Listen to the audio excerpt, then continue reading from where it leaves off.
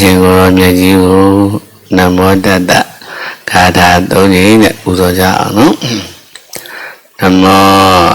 တတ္တဘဂဝတော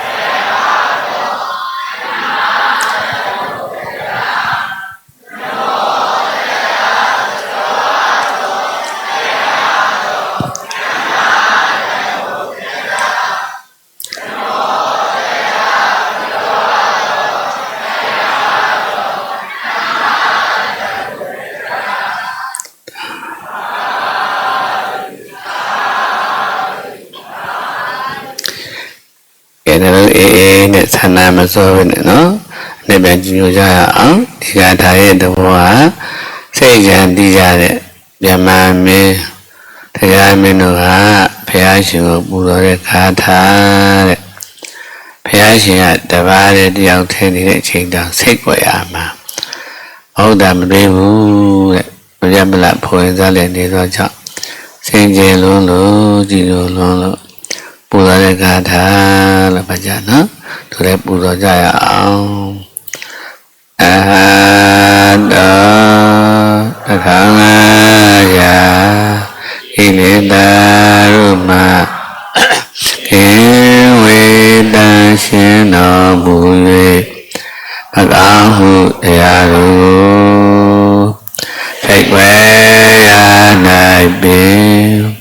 ပြုတော်မမူပြောတော်မမူစိတ်တော်ကပင်ယံဒီတော်မမူတဲ့ဖြင့်ပြမနာလူတော်မုံသူတို့ဤပူဇော်သူကိုခံယူတော်မူလိုက်ပါဝိထတော်သမ္မာသမ္ဗုဒ္ဓတ္တသစ္စာလေးပါးမြတ်တရားနှင့်အလုံးစုံသောတရားတော်မြတ်တို့ကိုဘုရားမကုတရားမူဉာဏ်မြတ်ဖြင့်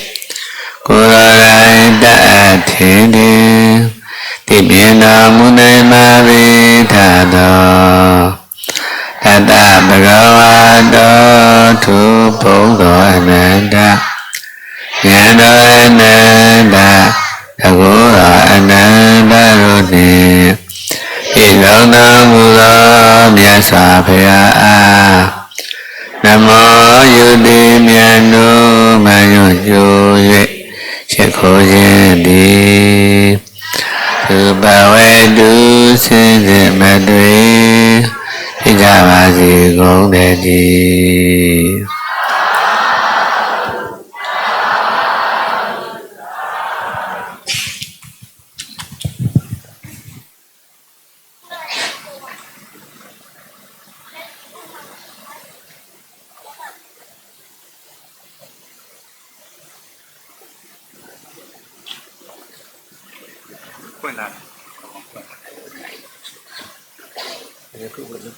အကုန်ဖွင့်လာတယ်ဒီမှာခုနကတခါဖွင့်လာတယ်ဒါဖွင့်လာတယ်မှာ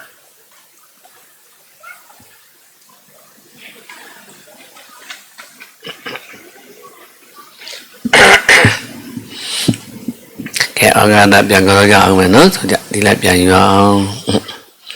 ဩဃာတ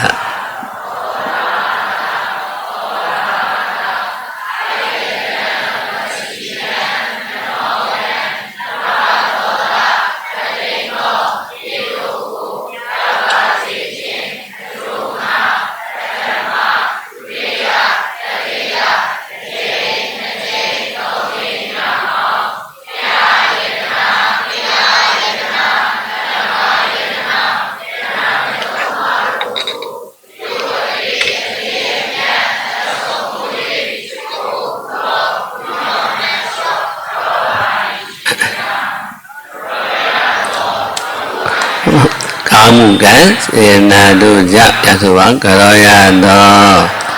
ကာမှုကံစေနာတို့ကြောင့်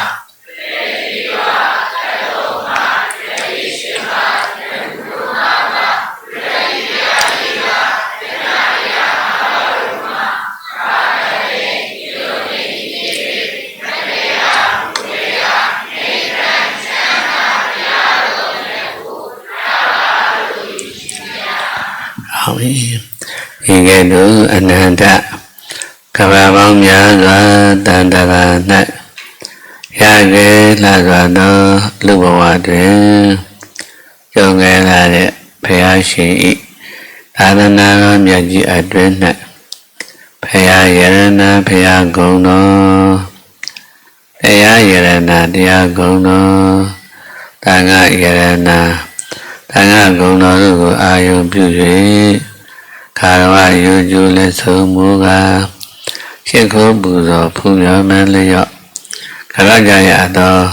ကာမှုကံစေနာတတ္တိအရှင်ဟုံတို့ကြောင့်အလုံးမရှိအပ်သောအနိဋ္ဌဘေကံယမန်ခတ်သိကင်းလို့ငြိမ်းကြကုန်သည်သာဖြစ်၍အလိုရှိအပ်တောင်းတအပ်ကောင်းမြတ်သောတောင်းကင်မင်္ဂလာအဖျားရာတို့သည်လည်းစိတ်ချမ်းနိုင်တောင်းတတိုင်းလင်းမြန်လွယ်ကူစွာပြည့်စုံကြကုန်လျက်နှလုံးစိတ်ဝမ်းအေးချမ်းစွာဖြင့်တရားဓမ္မတို့အားထုတ်နိုင်ကြပါစေ။မြတ်ဉာဏ်ဘုံဉာဏ်တို့ကိုလည်းအရဟတဖို့တိုင်သိမြင်ပြီးတဏ္ဍာဝဆင်းရဲမှလွတ်မြောက်နိုင်ကြပါစေ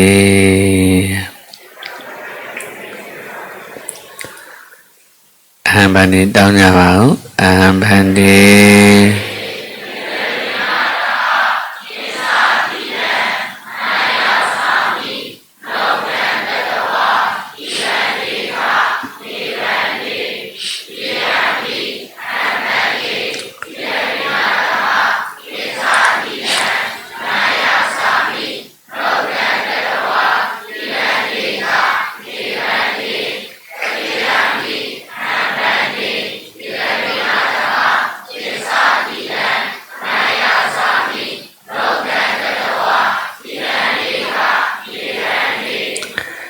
မဟာဝဒာမိတဝရိထနမောတတ္တဗုဒ္ဓဝါတောအရဟတောသမ္မာသမ္ဗုဒ္ဓတ္တ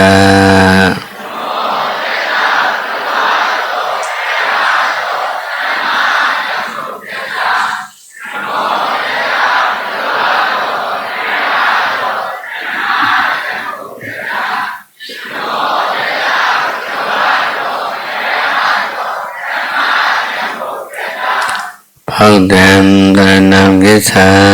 မိဓမ္မံတရဏံဂစ္ဆာမိသံဃံတရဏံဂစ္ဆာမိ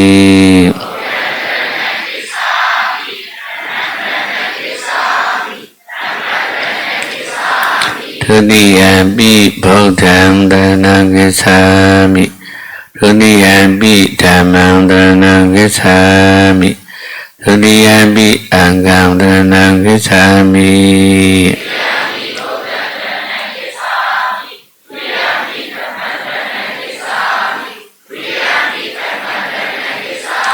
တတိယံပိဗုဒ္ဓံတရဏံဂစ္ဆာမိ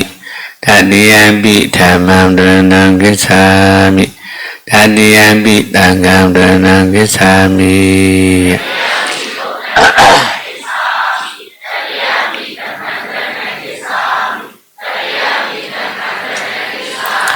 ဘုရားတပည့်တော်သည်ဘုရားတရားတန်ခါ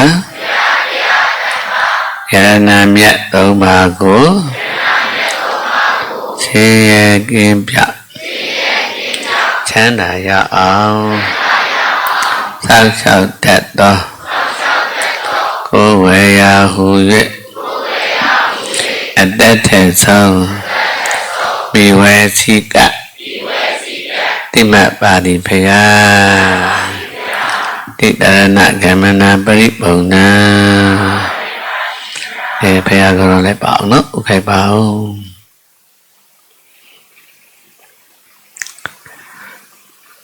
ဒီကဆောက်တရအောင်နော်ပါဠိတွေတက်ရောက်ဆက်မယ်ပါဠိအရင်ဆိုရအောင်နော်ပါဏာတိပါဒာဝေရမဏိတိခာပဒံသမာရိယာမိအဒိနာဒါနာဝေရမဏိတိခာပဒံသမာရိယာမိ ကာမေတုမိစ္ဆာစာဝေရမဏိတိခာပဒံဓမ္မာနိယာမိမုတ္တဝါရာဝေရမဏိတိခာပဒံဓမ္မာနိယာမိတုအာမေရာယပေဇပမာရဌာနဝေရမဏိတိခာပဒံဓမ္မာနိယာမိလင်္ကာနဲ့ဟောသွားကြအောင်နော်ငါမတဲ့လင်္ကာတွေဆိုကြရအောင်လေအောက်ချဆိုကြမယ်နော်ဟုတ်ပါဏာတိပသုတေတက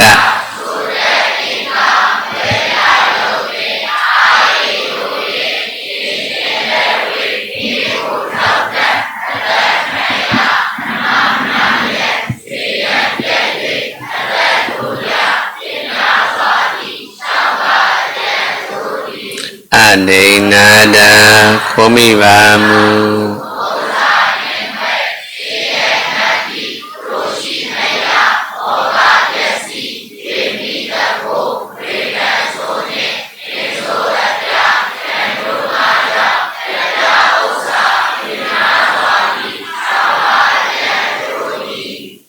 မိစ္ဆာသာရ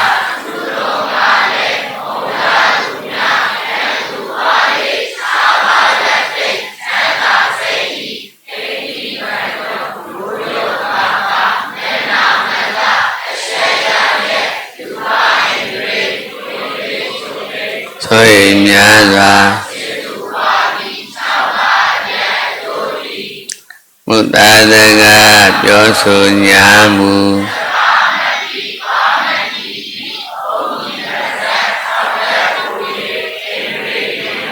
သောစဉ်ဖောက်၏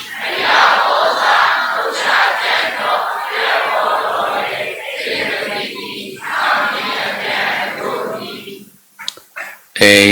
တောင်းနေတိမတေန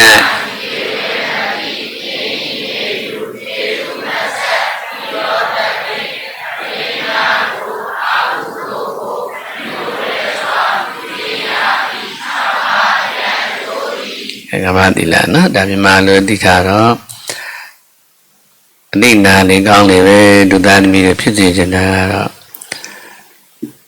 ဘယံဗရာနဲ့ဆန့်ကျင်မဲ့ပြည်စေချင်တာသူမြတ်တဲ့ကြီးလျှောက်တတ်နေတယ်ဒီနိုင်ဝဆာမရှောင်းကြံကြတဲ့တတ်နဲ့ပြီးပြီသူမြတ်ကြီးကခိုးမယ်လိမ့်မယ်ကောင်းကောင်းလည်းမှောင်မှန်းမယ်ပညာပြောမုံလည်းရတ္တပုဂ္ဂိုလ်ဆိုရင်တန်မှုရှိပါတော့မလားရှိတော့ဟုတ်တယ်မလားအဲ့လိုမျိုးတွေတို့တော့မှလည်းတွေ့ရပါတယ်အဲ့တော့မှလည်းမချမ်းသာဘူးအောက်တန်းအကြဆုံးဖြစ်နေတာနော်ဒါမှမဟုတ်ဘေးကကြီးတော့လူပဲလူနဲ့မတူတော့ဘူးသေလည်းပဲသူကပြန်လာတဲ့အကြောင်းဖြစ်လို့တဲ့ဗတ္တငါးပါးသီလဟာလူရဲ့အသက်လို့ခေါ်ပါတယ်လို့ခေါ်တော့ငါးပါးသီလသည်လူရဲ့အသက်ပြောပါဦးစောင့်ရမယ်နော်ယူစားကြမယ်နော်အောင်ပြီဒီပြည့်တို့သမိုင်းတင်အလွတ်ကြအောင်နော်အစိမ့်ပြန်သွားရအောင်အခုကတင်ပို့ပြီးတော့မျက်နှာတရားတင်ထားပြီးတာနော်သင်္ကန်းနဲ့အဖြေရအောင်ကြက်လိုက်အောင်မယ်နော်ဟောအောင်မူလနဲ့ဖြာ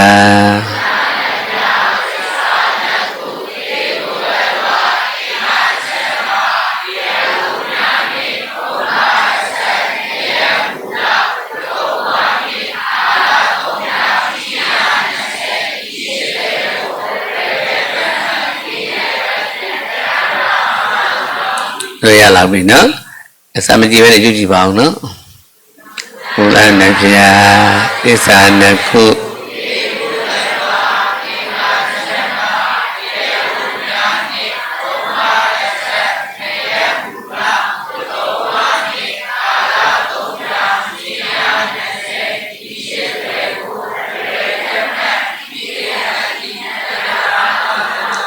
ကောင်းပြီနော်အဖွင့်ဆိုကြအောင်နော်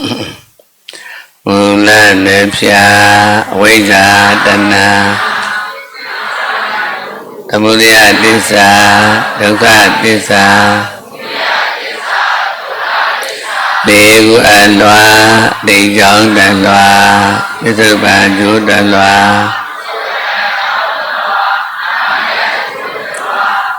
အင်္ဂါ12ပါးအဝိဇ္ဇာ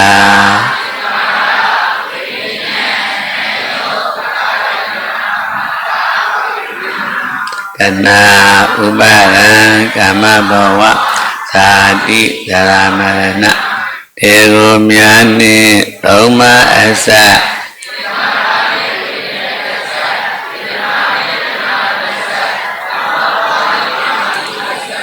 ယမူလဝတ္တဝါနှင့်ကိလေသာ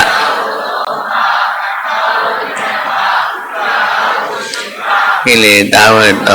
ပါးအဝိဇ္ဇာနှစ်ပါးသင်္ခါရနှင့်ဝိပါကဝ8ပါး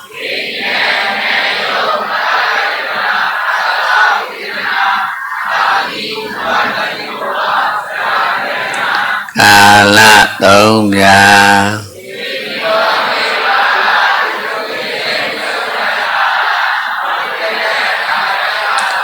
ချင်းရ20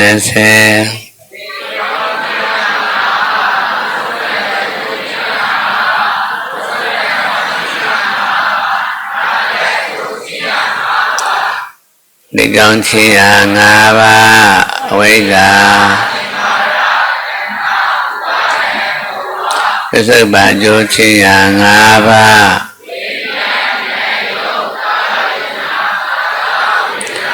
ပစ္စုပန်အကြောင်းချင်းရ5ပါး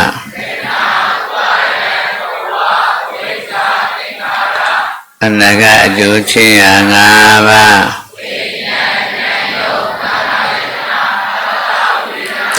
ဤရှိတွေကိုအလွယ်ချက်မှတ်သာဗျာ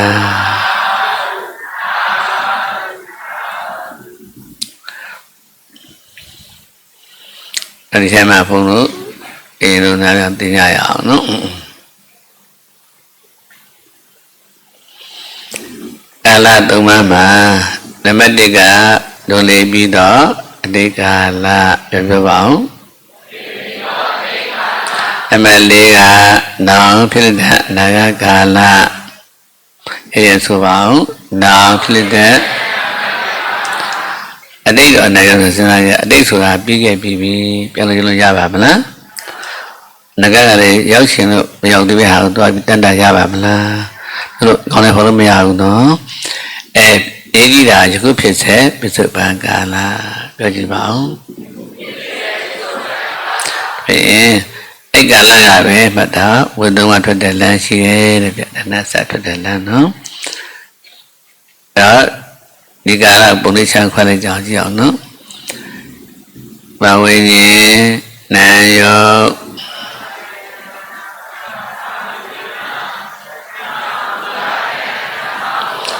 ကျေလေးဆိုအောင်ဝိညာဉ်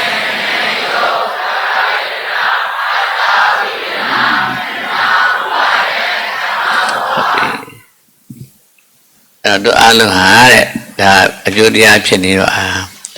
ခန္ဓာရင်ပေါ်လာတာကိုပြောအောင်နော်ခန္ဓာရင်ပေါ်တဲ့အခါမှာအကျိုးတရားလို့ခေါ်ဒီကအကြောင်းကြောင့်ပေါ်အကျိုးတရားတဲ့စလုံးလေးမှာဝိညာဉ်စကားလေးပါလာတယ်ဘာပါလာတော့ဝိညာဉ်ဝိညာဉ်ဆိုတာစိတ်အမြင်လို့ပြောတာပါတဲ့အဲ့တော့ပြိတ္တိဝိညာဉ်လို့ပြပါတယ်လေးလေးရတဲ့ပြီးတဲ့ဘဝတုန်းကဧကနီးပါတဲ့လူနဲ့တူသောကြောင့်အဲ့သောအချိန်ကြောင့်ဒီလဲတည်ရောတဏှာလာပြီတဲ့ဗျအဲ့ခိုင်လေးမှာတိပြီးအိပ်ပေါ်တကယ်သူဖြစ်သွားပြီတဲ့ဗျနမိတ်ကတော့ဒီကနေ့မှာအမိဝိုင်းရေ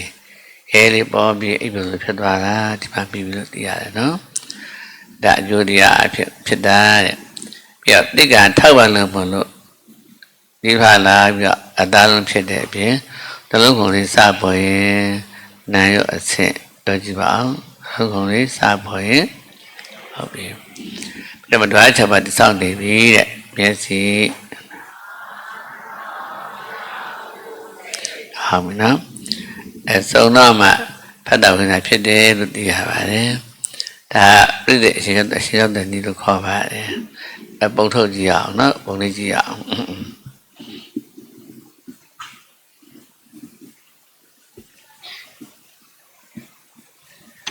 ဒီပုံလေးကတို့ရဲ့ဘဝအစကိုပြတာ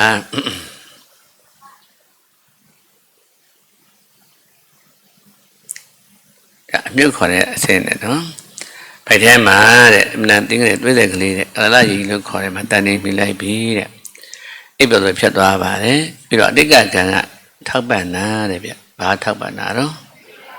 ဖန်သင်းရှင်မပါဘူးနော်ထောက်ပံ့တာပါခုကံနဲ့ထောက်ပံ့တော့ဖိနဲ့အမြုပ်ကလေးဖြတ်လာပါတယ်ဒါအမြုပ်ကအဆင့်ကိုပြတာနော်ပြီးတော့အသားလုံးတွေပြောင်းလာလိမ့်မယ်တဲ့အသားလုံးတွေပြောင်းလာပါလိမ့်မယ်ကြည့်ပါ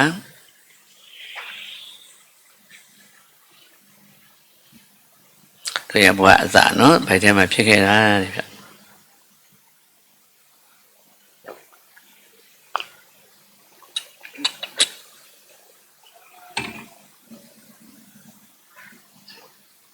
မွန်ကျွဲတဲ့လူပြုတ်စီတဲ့အသားလုံးတွေပြပါတယ်ပြီးတော့မှနှလုံးခမနေရလေးရတဲ့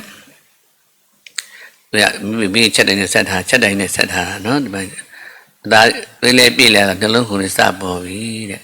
အဲ့မှာနာယုံအဆင့်လို့ခေါ်မယ်ဘယ်လိုခေါ်မလဲနော်နာယုံအဆင့်မှတ်ခဲ့နော်ဒီမှတ်ခဲ့ပါ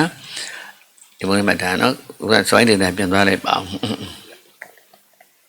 ပေါ့ဗျာ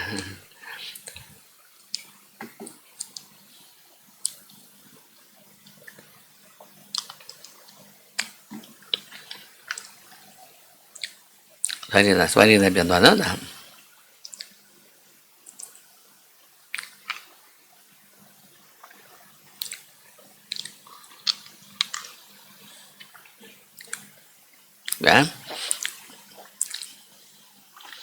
ဝိညာဉ်နာယုတ်တလနာဖတ်တာဝေဒနာပြန်ဆိုပါဦးဒီစလုံးလေးတွေကဘာလို့ပြောရင်လဲဆိုတော့အတိတ်ပဲဖော်နေပြီနော်ပြီးတော့ဒီကံလေးမှာဖြစ်မဲ့ပုဂ္ဂိုလ်ဆိုရင်တဲ့လူပုံသဏ္ဍာန်ဖွဲ့စည်းပုံပြောင်းနေတော့ကြောင့်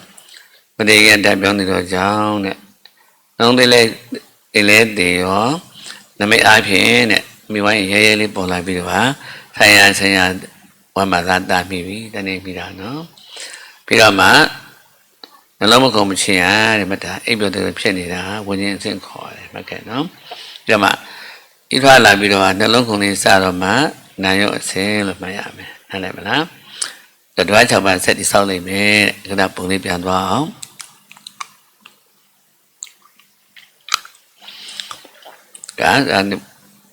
ဒါတော့နေပြောင်းလာပါတယ်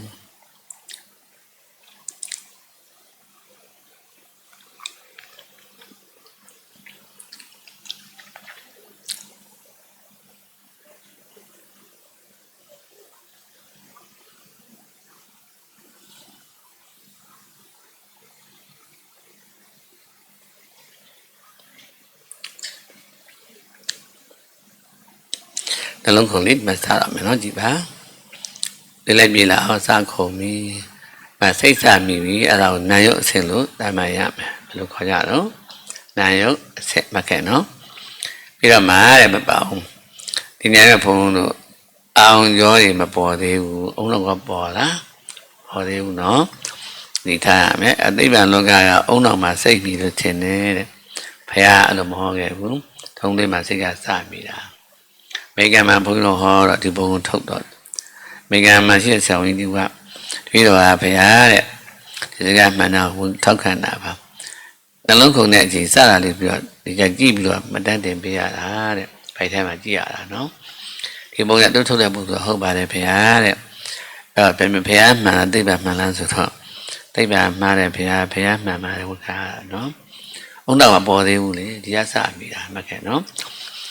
တရားလားဒီစိတ်မိတယ်ဆိုရင်ကလေးဟာတဲ့မပေါ့အတွေးလေးတွေရှိပါတယ်တဲ့နော်အဲ့တော့ဒီရှင်ရင်းတာတယ်ခေါ်တယ်ရင်ဘွားကဘာမှတက်ခံနေပေါ်တဲ့စိတ်ကပြန်ပေါ်တာပဲအတွေးပေါ်တာနော်အဲ့တွေးတော့အဲ့တွေးတဲ့ပုံလေးတွေကတွေးတဲ့ပါသွားတယ်အမေနှုံးသားသွားပေါ်တယ်အမေကတော့ပြီးတော့ကလေးတောင်းတတယ်ဖြစ်တာဟုတ်ကဲ့နော်သူတမုတ်တယ်မင်းဆိုတာဘုရားကြီးရှိဘူးတယ်သူတနေမျိုးရှင်ရင်းတာလာကြတော့ဟာတဲ့အမေကပြရအရန်ကောင်းတော့နော်ဥပုသ်ဆောင်ညာလာတယ်တဲ့ဗျဘာဖြစ်ချင်တာတော့ဥပုသ်ဆောင်တယ်နော်ဖခင်ကမစင်းတော့ဘူးပြီးတော့စားလည်းချက်ချင်လာတယ်ညာလည်းကောင်းလာတယ်ဒီကိုရင်းဆောင်စားဒီလက်တော်ကတော့တာပါတယ်တာပါလက်တန်းတော့ထူပါတယ်အဲ့ဒါ2ရက်နဲ့အကုန်လွှတ်ရတယ်ကလေးကတက်တီအောင်နော် ဉာဏ်ကောင်းလာတာအဲ့ဒါကြည်အားဖြင့်ချင်းချင်းတာတာတရားကြီးပေါ့နော်အဲ့တော့ဗတ်ဗိုက်ထဲတွေကဥနာမပုံခင်တွေကစိတ်မြတ်တရားပါတယ်လို့မှတ်သားမယ်ရမလားဟုတ်ပြီနော်အစိုက်ပြီးကြီးထွားလာလိမ့်မယ်ဒီကထောက်ပံ့လို့ပဲတဲ့ဒီပါခမ9ပြားဆိုတာကြားဦးလိမ့်မယ်နော်ခမ9ပြားခေါင်းရယ်တက်နဲ့ဖက်ကခြေထောက်နဲ့ဖက်ပြောကြည့်ပါဦးရပြောပါဦးခေါင်းရယ်ဘယ်ခုရမနော်9ခုအပိုက်တဲ့မှာဖြစ်တဲ့အစေခမ9ပြားလို့ဖြတ်နော်ခေါင်းရလေးကပေါ်နေပြီတဲ့ဗျတို့ရဲ့ဘဝအစပိုက်ထဲမှာဖြစ်ခဲ့တာနော်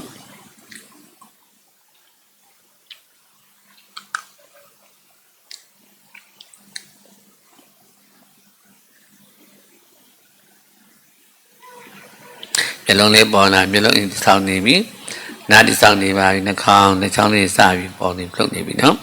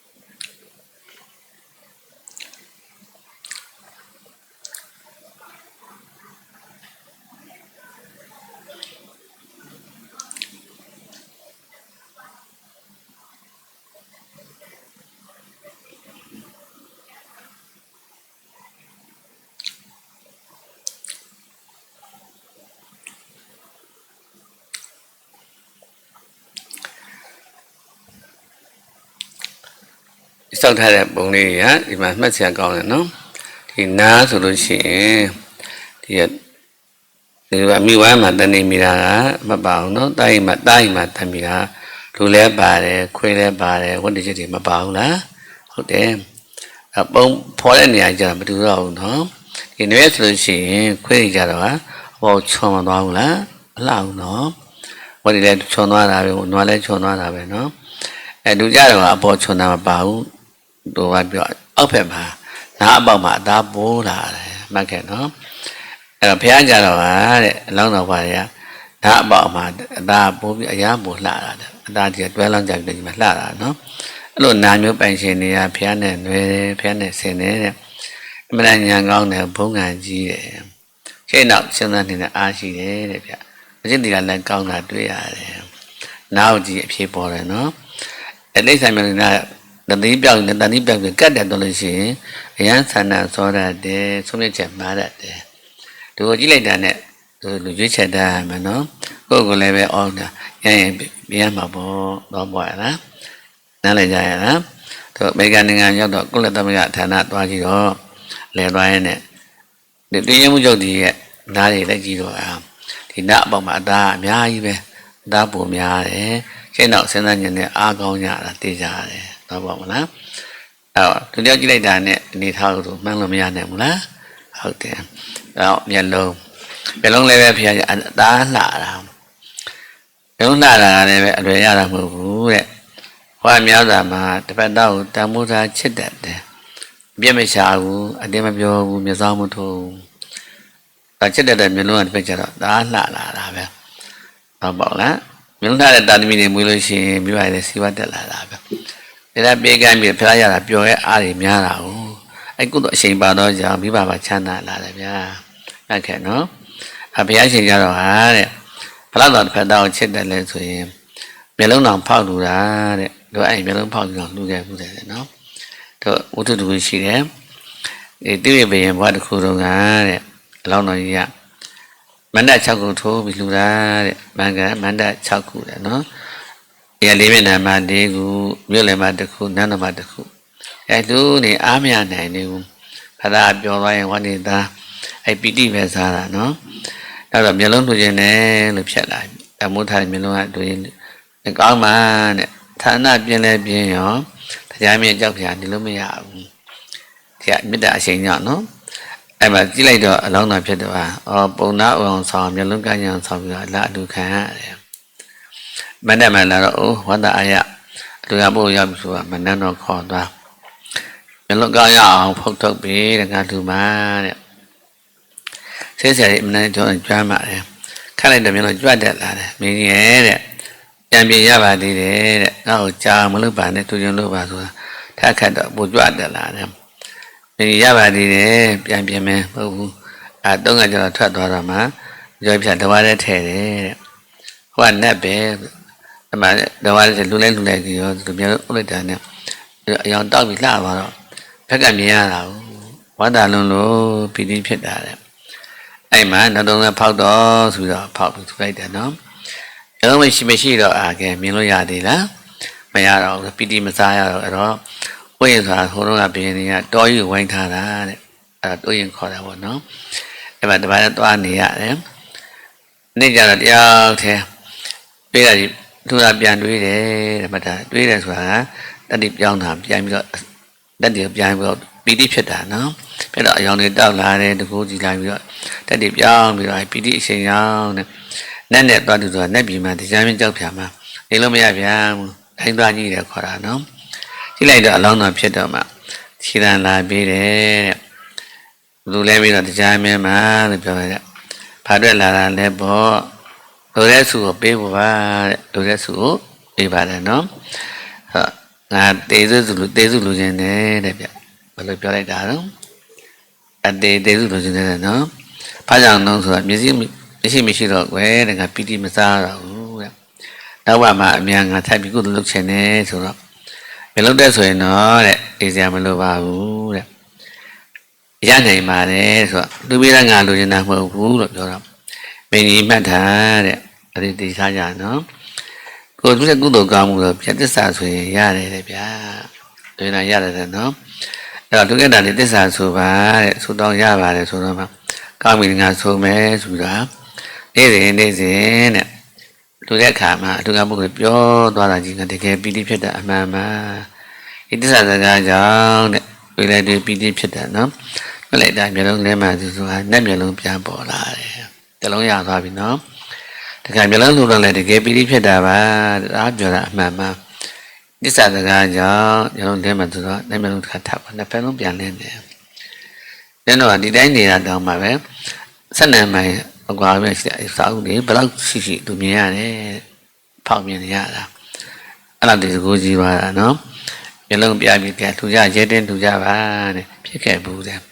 အဲ့လိုထူခဲ့တဲ့အချိန်မောဟာတဲ့တန်တမ်းမှာအကြာကြီးပဲတဲ့များလဲများပြီးကောင်းရင်ကျဲနေကြည့်လိုက်တယ်မျက်လုံးတွေကမြကျဲတဲ့များလိမ့်မယ်လို့ဘုရားဟောခဲ့တာနော်အဲ့ကံတက်တည်တွေပါတဲ့ဖြင့်တဲ့မျက်လုံးတိဆောက်တဲ့အခါအဲ့ကံရှင်ကတိဆောက်တော့အလှဆုံးမျက်လုံးဖြစ်ရတာအမျိုးသားတဲ့ပုဂ္ဂိုလ်ကမှတ်ထားပါမေတ္တာအမှန်ကြီးလို့မျိုးလုံးလှတာဟုတ်လားမလားအဲ့ပုဂ္ဂိုလ်ကြီးမွေးလို့ရှိရင်လည်းမိဘကြီးချမ်းသာတယ်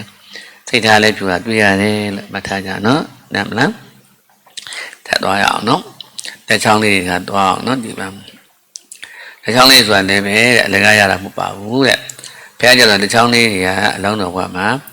၄ချောင်းလုံးကဒီလိုကြီးတယ်ရှေးထွက်သွားတယ်ဒီကောင်းပြန်ကြည့်နော်တချောင်းလေးတွေပြတာနေတို့တွေမှကျတချောင်းလေးတွေကမညီဘူးအလိုချိန်ဖြစ်နေတာနော်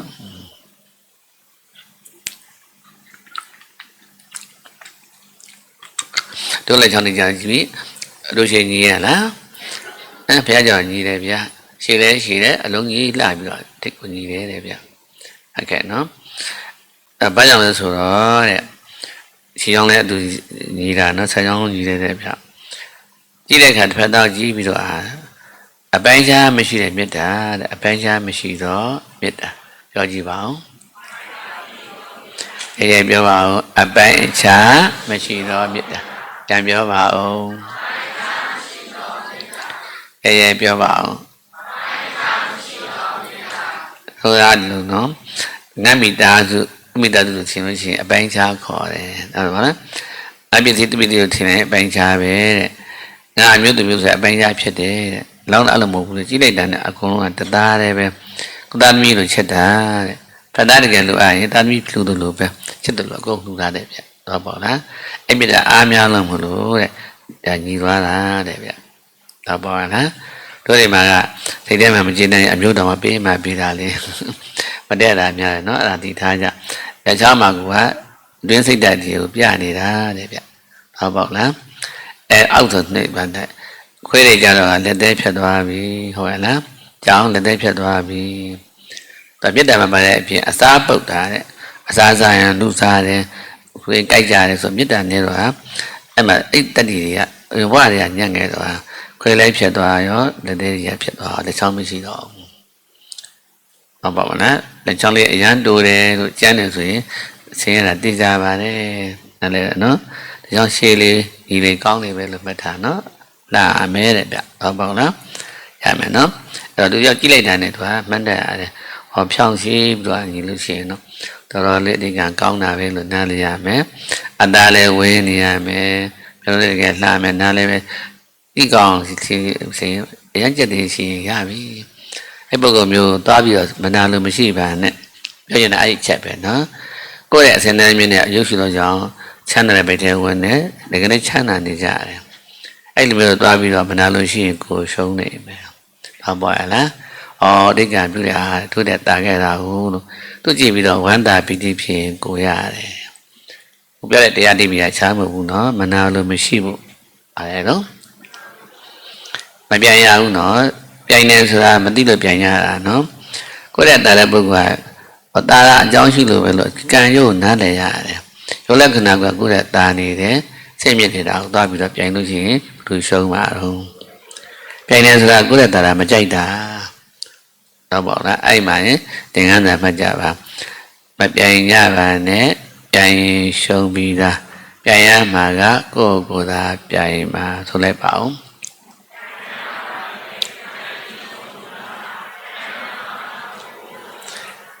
တပီတော့တတ်ဆိုမှကြည်ကြဲဆိုလိုက်ပါအောင်မပြိုင်ကြပါနဲ့ပြန်ရင်ရှုံးပြီးသား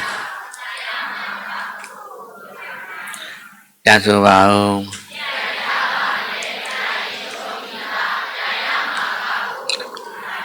ဟုတ်ပြီ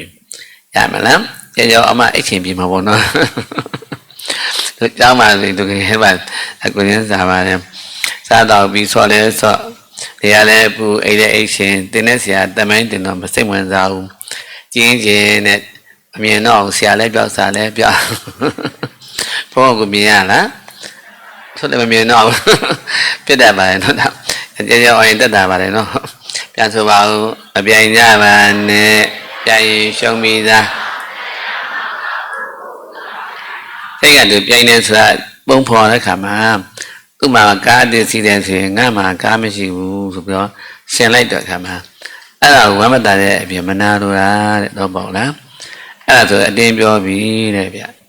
တော့ပေါ့ကြလားအမနာညံ့တဲ့စိတ်ဓာတ်ခေါ်တယ်နှလုံးသွင်းတဲ့တတိယကောင်းနေလားကောင်းတော့ဘာမှမချမ်းသာဘူးတဲ့ဗျတော့ပေါ့လားဖဒတကလှနေတယ်ရွှေလေးစိတ်နေဝတ်ထားတယ်ဆိုကြည့်ပြီးတော့မပြောနိုင်ဘူးတဲ့ချူကြတော့ငါမှမရှိဘူးဘောသူကဖြစ်လိုက်တာသူကဘာညာလျှောက်ပြောတော့ဘောတနတ်ကြံများကြွေးရလျှောက်ပြောတော့တာဘုရားမနာလို့ပြောကြတော့အဲ့ဒါကိုရှုံးတာပဲအဲ့လည်းမလားကိုယ့်ရဲ့တာရာမကြိုက်တာဖြစ်နေတာဒီကံပြုတ်ပြီးဖျောင်းတိုင်းနားလည်းမယ်ဆိုဩဒုလက္ခဏာငားတဲ့တာရာကိုဘယ်လိုဘလို့လှတယ်အသားဘလို့လင်းနေကြည့်တယ်ဟောကောင်းလိုက်တာအရင်ဘွားလည်းကောင်းခဲ့တာမို့လို့ဒီပါရမီရင်းလို့ဆိုဖြစ်တာပဲလို့ဝမ်းသာလိုက်ရင်ကိုမရဘူးလားအဲချစ်ပေးရမတောင်းတော့ပေါ့ရမယ်သူကအမှန်တည်းချစ်စရာကောင်းတာပေါ့ဟုတ်ပါလားအဲ့ဒါဆိုရင်စိတ်တက်မြင့်မြတ်တဲ့ပုဂ္ဂိုလ်ဖြစ်သွားပြီနားလည်မလားတော့ပေါ့ကြလားအဆင်းရဲတဲ့ပုဂ္ဂိုလ်တော်များများမှတ်ထားပါဘုံတွေ့တယ်တော်တယ်မှာရောက်တော့ရှောက်ကြည့်တော့ရောက်တော့အတင်းပြောရတာချမ်းသာပြီဆိုအတင်းပြောပြီးသူရောခဏနဲ့ညံလဲညံ့နေအဲချမ်းသာတဲ့ပုဂ္ဂိုလ်ရုပ်လက္ခဏာကောင်းတာကိုနားမလဲတော့ကံကျိုးကုတရားမှမနာဘူးတော့နော်အတင်းပြောပြီးရှောက်ပြောတော့ပိုရှုံးတာပေါ့နားလည်လားအဲ့တော့ပြိုင်နာမှတ်တာမကောင်းအဲ့လိုက်ပြီနော်ပြန်ဆိုပါဦးအပြိုင်ကြပါနဲ့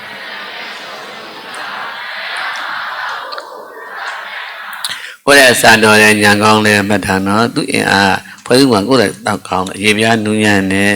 ဘယ်နူးညံ့တဲ့ပုဂ္ဂိုလ်တွေကနားရဲကုနာရှည်တာလေးတွေကနော်ညံကောင်းတာ ဘယ်လိုဆက်ပဲဆိုရင်နာရွက်ကြီးရွတွေ့တယ်မလားရန်ကုန်ကောင်းတာသူကအသားပြန်လို့မရဘူးလေနော်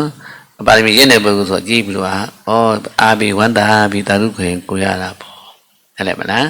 ကိုယ့်ကိုပြန်ကြိုးစားတာပေါ့တို့တွေကအဲ့လိုအကြောင်းကိုသိရတယ်နော်မတိမေးရပါတယ်တဲ့ညာကောင်းခြင်းရင်ဖတ်တာကိုလည်းရိုးသေးသေးနဲ့မတိတာမေးရှိတကားရှိတယ်ဒီမိခံမဆရာဖြစ်တယ်တဲ့ပြောကြည့်ပါအောင်ပြန်ပြောပါအောင်ဒီမိခံမဆရာဖြစ်တယ်အေးပြောပါအောင်မတိတာကိုတိတိချာချာမေးရရိုးသေးသေးမေးရတယ်နော်အဲ့ပါတိချာနားလေပြီးတိမ့်ထားတော့မှပြန်တင်ဆရာဖြစ်တာပေါ့ဟုတ်ပါလားမတိမရောင်းရလို့ရင်ကဲမတိပဲတိအောင်ဆောင်းပြီးတော့တိုးတက်ပါမလားဟုတ်တယ်အဲ့တော့ညာကောင်းတဲ့ပုဂ္ဂိုလ်လည်းသွားပြီးတော့မနာလို့မရှိရဘူးနော်ဩဝန္တာရကြီးတို့ပီတိဖြစ်ပြောရင်ကိုရတာပေါ့ဒီတော့မှမြင့်မြတ်တဲ့ပုဂ္ဂိုလ်ဖြစ်တာပေါ့နားလည်မလားရမယ်နော်ကောင်းပြီအခုကပုံလေးပြန်သွားရအောင်နော်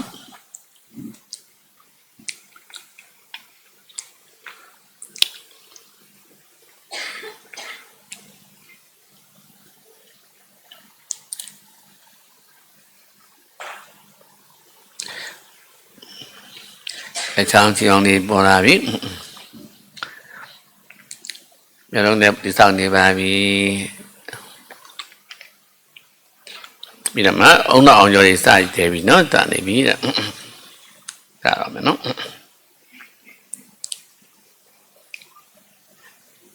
ဒီညမှာလည်းပဲတဲ့ဘုံတော့ပြည့်တဲ့ကံနဲ့ဆိုင်ပါတယ်တဲ့ရက်တွေတာတောက်တယ်အမှုရအယူရမိဘအောင်လည်းရင်ပူအောင်ပြမတက်ခဲ့တယ်ဆိုရင်တဲ့တမယူပြီးယူရတယ်တဲ့ဗျမှတ်ထားနော်အဲ့သူဖြစ်လို့ကုသတုကထောက်ဝင်လူပြန်ဖြစ်တာတမပဲတဲ့လူယူဖြစ်တတ်တယ်တဲ့ဗျဥကြောင်ကြောင်ဖြစ်တတ်တယ်ဒီကအော်ဒီဇင်လေးတွေမွေးလာတာရှိတယ်နော်အရင်ကအရဓမ္မတေးကြရတယ်ကိုရဲမလို့ဖုန်းလိုက်ရွာတော့တာဖះဟောကတဲ့တော့မလွဲပါသစ္စာအမှန်ကိုဘုန်းတော်ယဟန်တရားတရားတက်90မှာဆုံးသွားတာအရာစေနာကောင်းတဲ့ချမ်းသာတယ်လူလာတဲ့တအားလူတာဒါမလို့အိမ်မက်တဲ့ကတမိစီပြောင်းဝင်စားတယ်သူဝင်စားတဲ့အချိန်ကျတမိလည်းပဲထချမ်းသာတာစေနာကောင်းခဲ့တာအောင်နော်ပြုံးလဲထားပါတယ်နောက်သူ့သားလေးငန်းတဲ့သားကြတော့ဘုံဆွမ်းသားပြီးတော့တွားလိုက်တော့ကလေးလေးကဥကြောင်ကြောင်လေးဖြစ်နေအော်ဒဇင်လေးဖြစ်နေအဲ့တော့ဘောပေါက်သွားတယ်အဖေကမှန်သိအောင်သူအဖရဲဆိုမေးရတာတမီးလို့အဖေကအရက်တောက်တတ်လားလို့မေးလိုက်တော့တမီးကရှက်လို့မပြောတာပါတဲ့အဖေကအရက်ပုံးတဲ့ဗျနေတိုင်းတောက်တာအိမ်မှာဝယ်ပေးထားရတာအဲ့ဒီတောက်သွားတာဆိုတော့လုံးသေးပူရဟာနောက်သွားပြီလေအဲ့အရှင်ဟွန်ကအယူတက်ခေါ်တယ်ဘယ်လိုခေါ်တော့အယူတက်ဒါနပြုပြောတာကတော့နတ်လိုဖြစ်တာဟောပေါ်ချမ်းသာတာအဲ့တော့သူကပေါင်းလိုက်တော့အယူချမ်းသာဖြစ်နေတယ်ဘယ်လိုခေါ်မလို့အယူချမ်းသာလေးဖြစ်နေတာအကြောင်းကြောင့်လေးနဲ့ချမ်းသာပါတယ်အဲ့ဒါအရတ္တတာကောင်းလားကိုယ်လေးမလို့ဖွာရောပြောတာနော်ဒီဖြစ်တာပဲဒါဆိုကိုယ်ပဲခံရမှာပဲလေ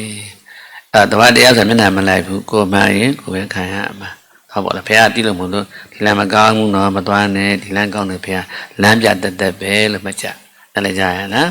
ရမယ်နော်ကောင်းပြီအဲ့ဒီအောင်ဆက်ဖွဲ့စုံကြည့်အောင်ဆက်သွားအောင်နော်အလုံးစုံတော့မှာတဲ့ဒီကလုံးဆက်တွေရသွားမျိုးလုံးဆက်ပြီး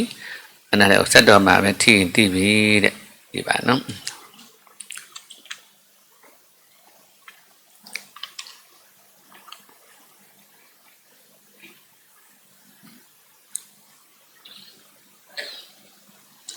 ကလေးလှူရှားနိုင်ပြီတဲ့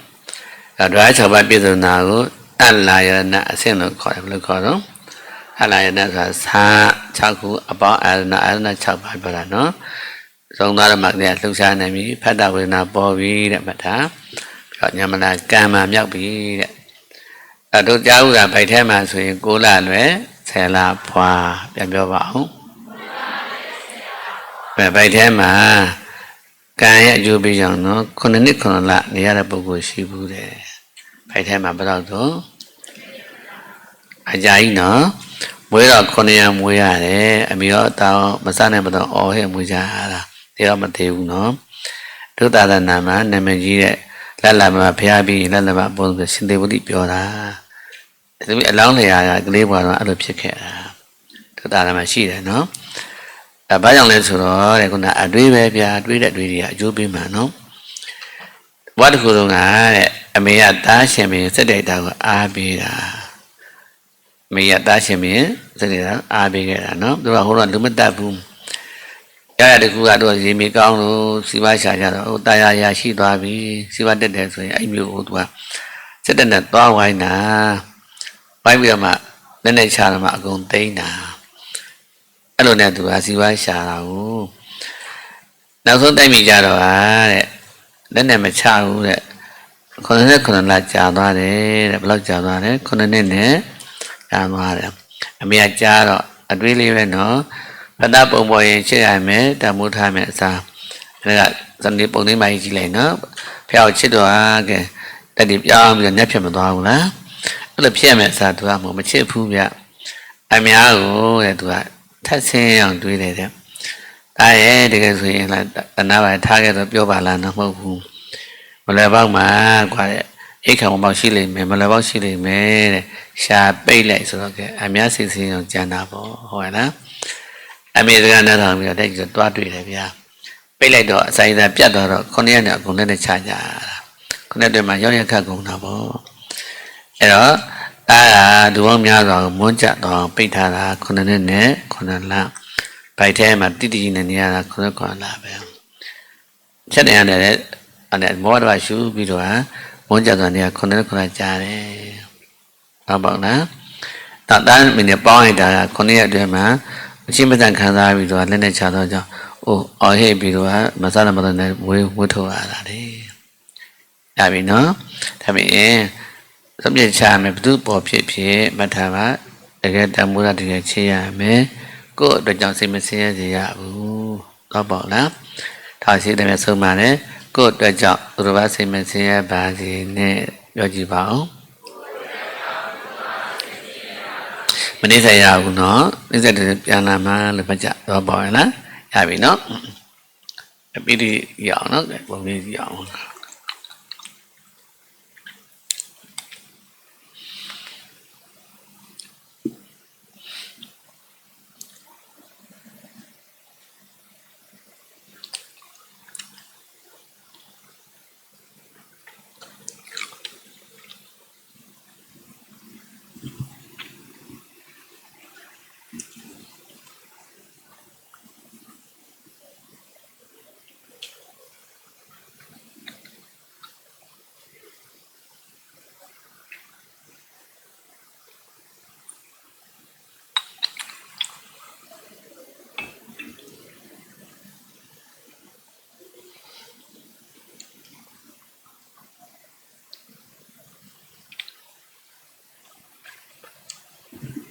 မိဘရနော်ဗိုက်ထဲမှာလွယ်ထားပြီးတော့အမြတ်တာပူရတာတန်မျိုးနော်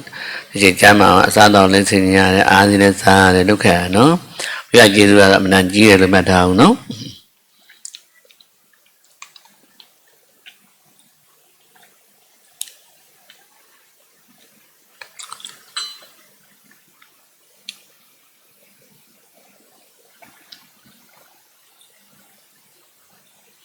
အဲ့နော်ပြလိုက်တော့ဒီနေ့အခုပြည့်စဲပြည့်စုံကာလကဒီဘက်ကိုတင်လိုက်ပြီနော်ဝိညာဉ်နာယုတ်တလနာဖတ်တဝေဒနာစကားလုံးလေးပြရချားမဟုတ်ပြိတ္တိအစဉ်လျှောက်တဲ့နည်းနဲ့ဟောပေးခဲ့တာတဲ့ဒါနအစဉ်ကိုဘုရားဟောပေးခဲ့တာနော်ပြိတ္တိဝိညာဉ်ဖြစ်လိုက်တယ်ပြီးတော့မှနှလုံးကုန်စာရင်နာယုတ်အစဉ်ဒွါရ6ပါးကိုတလာယနာလို့ဆိုတာကစအပေါင်းအာရဏလို့ခေါ်တာစ6ခုအာရဏ6ပါးဆိုတာမျက်စိနာအာကိုယ်စိတ်ပြည့်စုံသွားတဲ့အဆင့်ဒီမှာဖတ်တဝနာဆိုတာအောင်ရတိုက်တဲ့လောင်တော့မှခံစားလို့ပေါ်ပြီလို့ပြောတာနော်ဒီ၅ခုကတနည်းအားဖြင့်စာပေရတဲ့ဒါနည်းနည်းထက်ခတ်ပါတယ်အဓိကစာပေမှာစာတော်ကိုကြည့်တဲ့အခါမှာအယူဆကတဲ့နေ40ရှိတယ်တဲ့ဗျာဘယ်လောက်ရှိတာတော့ရမ်းဖတ်လို့မရဘူးဆရာသမားတွေယူဆကိုဖတ်ရတာနော်ဒီတကြောင်နဲ့တောင်မှဒီစာလီနီတစ်ပိုက်ကလေးတောင်မှပဲရေးထားတာဝိညာဉ်နာယော အဲ့ဒီဘိုက်ထဲမှာတောင်မှနီးက3နည်းပြရတယ်တုတ်တန်နည်းဆိုတာရှိတယ်တုတ်တန်နည်းဆိုတာကပြန်ကျဲတဲ့ပတ်ဝန်းလေးတို့တန်းစီပြီးတော့ပြထားတယ်လို့စီပြီးစင်ငယ်ရေးရတာဝင်ရင်ပြီးတော့မှနံရုပ်ပြီးတော့မှအရဏဖတ်တော့နာတစ်ခုပေါ့နော်ဒါပြိတ္တိအစဉ်ကြောက်တဲ့ဆိုခုနကဝင်ရင်လေတန်းနဲ့တဏ္ဍအစဉ်ဆိုတဲ့ဖြည်းသွားတာကြည့်ရတယ်နော်ဝင်ရင်အစဉ်ပြီးတော့မှနံရုပ်အစဉ်ဟုတ်လားဒါကြောင့်မှဆိုတဏ္ဍအစဉ်ဒီတော့ဖတ်တော့နာဖြစ်ဆိုတာပြိတ္တိဆိုတဲ့နေယူရသေးတယ်နောက်တစ်ခုကကျတော့ဗိဓမာနည်းရှိသေးတယ်ဗိဓမာကြတော့အပုံနဲ့သွားပြီအဲ့ငါကတပေါင်းနဲ့ဖြစ်တပေါင်းနဲ့ချုံလို့ယူရတယ်ဗျအဲ့ငါကတပေါင်းနဲ့ဖြစ်တာတဲ့ဗျအဲ့ခက်သွားပြီနော်အောင်ရတဲ့ချက်တိတဲ့သဘောလေးနဲ့နိုင်တဲ့ဒီစိတ်စေရုပ်တွေစိတ်ဆက်တဲ့ရုပ်ပေါင်းဆက်ပုံဘုရားပြသွားတာအခက်ဆုံးပဲတော့တော့တင်ရလိမ့်မယ်နော်အဲ့မှာတတ်တော်မရှာလို့မရတော့ဘူးတဲ့အမြင်ဆုံးပြင်ရတယ်ခုတင်ကနှစ်နည်းတော့တော်နားလဲတယ်နော်ဝင်ရင်နာယောအလနာဖတ်တော့နာတန်းစီတုတ်တိုင်းလို့ရေးသွားတာဟုတ်လားဘုညာကြောင့်နာဖြစ်ခွင့်ကြောင့်ခဏဖြစ်တဲ့တုတ်တန်ကြီးပြောတာနော်ပြိတ္တိအရောက်တဲ့နေရာတော့သင်္ကန်းစီကြီးထွားကုန်ဘုရားဟောပဲခဲ့တာနားလည်မလားပြမနိကြတော့မှမနေ့ကတင်တာပါပဲအောင်တတ်တဲ့ခါတိဆိုရင်ယုံနာပေါင်းတောင်းတာလို့ပြောတာပါပဲပြီးရင်ဖြင့်မျက်စိမှာပေါ်ပြီးရင်အနာမကြမနှောမှတွေးကြပေါ်တယ်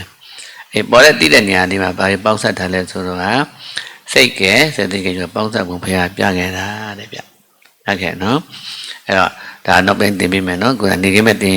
ငါအိမ်ငိမ်မှာဆိုလို့တော့မြင်လဲပဲဗါလဲတွေ့ကြပေါ်တယ်အတန်ကြားလဲအနန္တန်လဲတွေ့ကြပေါ်တယ်စားရင်လဲကဲတက်ရွှင်ထွင်တော့မပေါ်ဘူးလားပေါ်တယ်အဲပေါ်တာမှလိမ့်လိမ့်ဆွဲထားပြီတက်တော့အကုန်လုံးအဲပေါ်တာကိုဆက်တွေ့ကြတာကြီးပဲဟုတ်ကဲ့နော်ကြောက်တော့ကဲတွေးတာတူသေးလားတူဗျအဲ့တော့အဲ့မှာလမ်းသုံးလမ်းကွဲသွားပြီတဲ့ဗျဘယ်လမ်းကွဲသွားတာလဲအစုံလမ်းရဲ့အစမ်းလမ်းရဲ့နိဗ္ဗာန်လမ်းတွေးနေတဲ့လမ်းသုံးလမ်းကွဲတာမသိကြတာတဲ့အဲ့လိုမျိုးမပြန်ခင်တောင်သိအောင်သိမိမယ်နော်ဒီလိုပူလာအောင်ကျန်တဲ့အောင်ယုတ်တိကျန်အောင်တွေးလို့ရှိရင်အစုံလမ်းတကူကြသွားပြီတေးလဲအောက်ဆင်းသွားလိမ့်မယ်နော်အေးချမ်းအောင်မြတ်တာပေါင်းလို့အေးချမ်းတွေးလို့ရှိရင်ကြည်လင်းပြီးတော့အစမ်းလမ်းခေါ်တယ်ချမ်းသာမယ်အရှိရှိတိုင်းတတ်တော်မပါကြောင်းနဲ့ဒီကပြည့်စုံပုံတွေကြည့်မယ်ဆိုရင်တော့တဲ့ထွက်လန်းခေါ်တယ်နိဗ္ဗာန်လန်းခေါ်တယ်အဲ့ဒါလန်းနဲ့၃လန်းထောင်ဖះအားလုံးဆုံးမခဲ့တာမကောင်းမှုရှောင်ကောင်းမှုဆောင်ရှုပ်သေးလားရှုပ်တော့ပါဘူးเนาะအဲ့တော့ပြန်ချွတ်ရင်တွေးတဲ့အခါမှာကြောက်တဲ့တွေးတဲ့အခါမှာတွေးကြအောင်ဆက်တွေရင်ဒီနဲ့ပူလောင်ပြီးချမ်းတမ်းပြီးတော့ဒီပြည့်စည်အောင်လို့ရှိရင်เนาะတကူကြတယ်အစုံလန်းရှိပါလိုက်ပြတ်ပြီเนาะစစ်တဲ့စီနဲ့အေးချောင်းတွေးတယ်ကြည်လင်းအောင်နဲ့လည်းဖြုံပြီးအဆန်လန်းပေါ့တော့ပါလားအရှိကိုအရှိတိုင်းတတ်တော်မပါတာဘူးတော့အမှန်မြင်တဲ့ဟာတွေးတော့တမြင့်သွားပြီတဖန်တတိမလာဘူးနိဗ္ဗာန်လန်းခေါ်တယ်နားလည်မလားရပြီเนาะတော့ပြန်ပေါင်းအောင်လက်ဥချီရတော့เนาะမကောင်းမှုရှောင်ကောင်းမှုဆောင်ပြုအောင်စိတ်ကိုထားဆိုလိုက်ပါဦးဖះရင်းဆုံးမခဲ့တာเนาะအလုံးတွေဟောတာပါသဒ္ဓသမီးတို့ဒီမပတယောက်တည်းနေလဲပဲဒီနေ့ပူလောင်ရုပ်ဒီကြမ်းတမ်းလောင်မတွေးပါနဲ့အာဟုတုခေါ်တယ်ပဒမုံစိတ်ဒီပြိုင်စိတ်ဒီမကျေမနတ်ဒီအားမရလို့မကြရတွေးလို့ရှိရင်ဘယ်သူရှုံးเนาะကိုယ်ကိုလည်းအပြစ်တွေတင်လောင်နေတဲ့ပုဂ္ဂိုလ်ဆိုရင်တကူကြပြည့်စည်မှာပေါ့เนาะအဲ့ဒါမကောင်းဘူးတဲ့မှတ်တာအားလုံးမေတ္တာပေါင်းရတယ်အမိုးထားရအောင်เนาะကောင်းလို့ချေရတယ်တန်တရားရှင်းလို့တော့ဘုရားပါအောင်မယ်သူမကိုမရှိတော့နားလည်းခွန်းလို့ပြီးတော့အေးကြရင်ဖြင့်တကူကြည်လာပြီနားလည်းမလားဒါဆိုရင်မေတ္တာအားကြောင့်တဲ့ချမ်းလည်းချမ်းသာတယ်ခိုင်လည်းခိုင်ငံ့သွားတယ်เนาะထောင်းလို့လိုက်ဆိုကြပါဦးဘယ်လိုအဖွဲ့အစည်းပဲဖြစ်ဖြစ်မေတ္တာဓာတ်နဲ့ချိန်နာမှသာလည်းခိုင်မြဲပါသည်ဆိုလိုက်ပါဦးဘယ်လိုအဖွဲ့အစည်းပဲဖြစ်ဖြစ်မေတ္တာဓာတ်နဲ့ချိန်နာမှသာလည်းခန္ဓာကိုယ်လည်းအသက်ရှင်ခိုင်ငံ့နေနော်ဒီပါလဲခိုင်နေအကုန်အပေါင်းအားလုံးဟာတဲ့ဒီရုံဖြစ်သွားလိမ့်မယ်မေတ္တာဓာတ်နဲ့ချိန်မှရမှာနားလည်မလားအဲ့တော့အားကောင်းတဲ့ဘုရားချမ်းသာပြီဆိုညာလည်းကောင်းလာတော့မှာတဲ့ဟ ဝိပဿနာတရားမဲ့ခင်ညာကိုကျင့်လို့ရှိရင်ခုနထွလန်းရပြီတဲ့ဗျအဲ့လည်းမလားအဲ့တော့ခြုံမှတ်သားမှာတော့ဘယ်လိုအပွဲအစည်းပဲဖြစ်ဖြစ်မနာလို့မဲပြိုင်နေမယ်ဆိုရင်တော့တဲ့ပါဦးမလားဟုတ်တယ်အပြစ်တွေကိုဖုံးအပြစ်တွေကိုဖော်ပြီးတော့အပြိုင်တွေးမုန်းနေမှဆိုရင်ဘယ်သူခံရမှာတော့ဟိုစိတ်နဲ့ပျက်စီးသွားပြီလေအဲ့ခွင့်လွှတ်တမ်းရမယ်မေတ္တာထားရမယ်နော်တော့ပါလားမေတ္တာပြတ်တော့ဆိုတာနှလုံးပူလာရင်မေတ္တာပြတ်တာပဲလေတပတ်တာကိုတိုက်ခိုက်တယ်ဘုံတယ်လို့ဖြစ်ပြိုင်နေစီပေါ်လာမှတော့မကောင်းတော့ဘူးလေနော်ခွင့်လွှတ်နားလည်းမစိမေတ္တာခေါ်တာပေါ့ဒါဆိုရင်ကိုယ်အေးချောင်းနေနေရမယ်လို့မှတ်ချက်တော့ပေါ့လားတစ်ခေါက်ဆိုပါအောင်ဘယ်လိုအပွဲအစည်းပဲဖြစ်ဖြစ်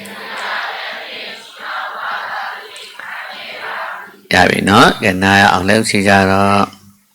ဤကဲ့သို့ဘုရားရှင်ဟောကြားဆုံးမမူတဲ့အတိုင်းမကောင်းမှုရှောင်ဘယ်အခါပြိမျက်နာပေါ်ပေါ်ဘုသူကြောင့်တွေ့မေတ္တာပေါင်းညာနော်ဒါပေါင်းကိုယ်အေးချောင်းကိုယ်စောက်ချောက်ကြပါမတင်ခဏနေကြတာနော်ရပါလားအချမ်းသာမေတ္တာကြောင့်ချမ်းသာတဲ့အပြင်မညာဘုညာမဆောင်းနိုင်ပြီးအရတ္တဖို့တိုင်ပေါင်းမြောင်း၍ဇာတိမလားခန္ဓာဇာတိငြိမ့်နိုင်ကြပါစေ